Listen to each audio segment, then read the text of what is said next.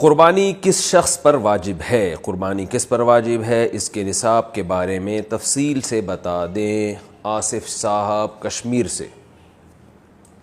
جناب آصف صاحب، قربانی کے نصاب میں 5 چیزیں دیکھی جائیں گی، 5، یہ خوب اچھی طرح دماغ میں بٹھا لیں۔ اور یہ 5 چیزیں کس دن دیکھی جائیں گی؟ بقرعید کی صبح صادق، یعنی 10 ذی الحجہ کی صبح صادق سے لے کر 12 ذی الحجہ کے غروب آفتاب، یعنی یہ جو 3 دن ہے نا قربانی کے، 10، 11، 12، ان 3 دنوں میں کوئی شخص صاحب نصاب ہو تو اس پر قربانی واجب ہے۔ صاحب نصاب کا مطلب کیا ہے؟ یہاں پر قربانی پر خوب سمجھ لیں۔ سونا ہو کسی کے پاس، یا چاندی ہو، یا مال تجارت ہو۔ تجارتی مال کا مطلب وہ چیز جو بیچنے کی نیت سے خریدی ہو، کوئی پراپرٹی ہے بیچنے کے لیے خریدی، دکاندار کا جو جتنا سامان دکان میں پڑا ہوتا ہے سب بیچنے کے لیے خریدا ہوتا ہے، کوئی کپڑا آپ نے خریدا تھا، خریدتے ہوئے بیچنے کی نیت تھی، تو یہ تجارتی مال کہلاتا ہے۔ چوتھی چیز ہے نقد رقم، کیش، یعنی جو بھی آپ کے پاس بینک میں یا جیب میں جو کیش اماؤنٹ پڑا ہوتا ہے، یہ 4 چیزیں ہو گئی۔ 5ویں چیز ہے ضرورت سے زائد سامان۔ ضرورت سے زائد سامان میں بہت تفصیل ہے، آسان اس کی ایک جو ہم اگر ضبط کر سکتے ہیں تو وہ چیز جو پورے سال بھی استعمال نہ ہوتی ہو، گھریلو چیزوں میں وہ چیزیں جو پورے سال بھی استعمال نہ ہوتی ہوں، جیسے کپڑے کوئی یا برتن ہے، ڈنر سیٹ ہے، پورے سال استعمال نہیں آتا۔ اسی طرح کوئی پراپرٹی پڑی ہوئی ہے جو نہ کرائے پر دی ہے آپ نے اور نہ آپ اس میں رہتے ہیں، وہ پراپرٹی بھی ضرورت سے زائد میں داخل ہے۔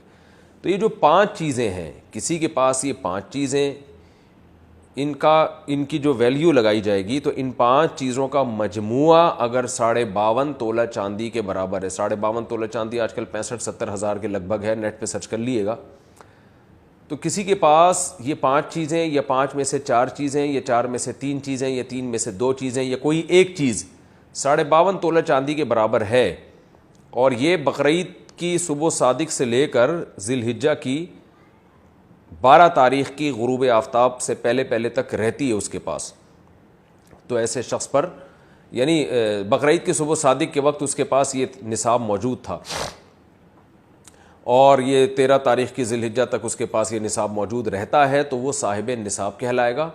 13 تاریخ نہیں، 12 تاریخ، 10، 11، 12، 3 دن، تو وہ صاحب نصاب کہلائے گا اور اس پر قربانی واجب ہے، بشرطے کہ یہ جو 5 چیزیں یا 4 یا 3 یا 2 چیزیں میں نے بتائی ہیں، ان میں سے سب سے پہلے قرضہ مائنس کیا جائے گا، یعنی قرضہ مائنس کر کے 52.5 تولہ چاندی کے برابر بن رہا ہو۔ اسی طرح گیس بجلی کا بل جو ان کے اوپر لازم ہے وہ بھی اس میں سے، یا جو مہینے کا راشن آئے گا وہ بھی مائنس کیا جائے گا، جو گھر کا ضروری راشن ہوتا ہے نا وہ بھی مائنس کیا جائے گا۔ مائنس کرنے کے بعد اگر 52.5 تولہ چاندی کے برابر رقم بچ رہی ہے تو ایسے شخص پر قربانی واجب ہے، چاہے مرد ہو چاہے عورت ہو۔ تو عورت کیسے قربانی کرے گی؟ سونا خواتین کے پاس بہت ہوتا ہے، چاندی ہوتی ہے، چاندی نہیں بھی ہو تو سونے کے نصاب جو ہے اس کے ساتھ اگر 1 روپیہ بھی ہے تو وہ بھی 52.5 تولہ چاندی کی قیمت دیکھی جائے گی اس میں بھی۔ تو عورت کیسے قربانی کرے گی؟ اس کے پاس تو کیش نہیں ہوتے عام طور پہ، تو پورے سال جمع کرے، تھوڑے تھوڑے اپنی جیب خرچی سے بچایا کرے، یا سونا کو بیچ کر کرے۔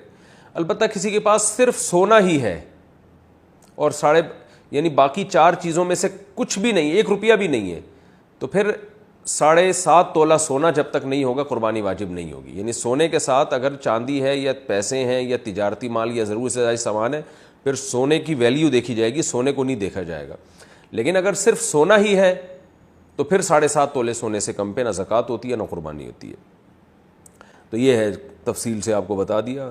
تو آپ چاہیں تو اس میں ایک گائے میں حصہ لے لیں، چاہیں تو بکرا لے لیں، چاہیں تو دمبا لے لیں، مرد پر الگ واجب ہے، عورت پر الگ واجب ہے، جو بھی صاحب نصاب ہوتا ہے۔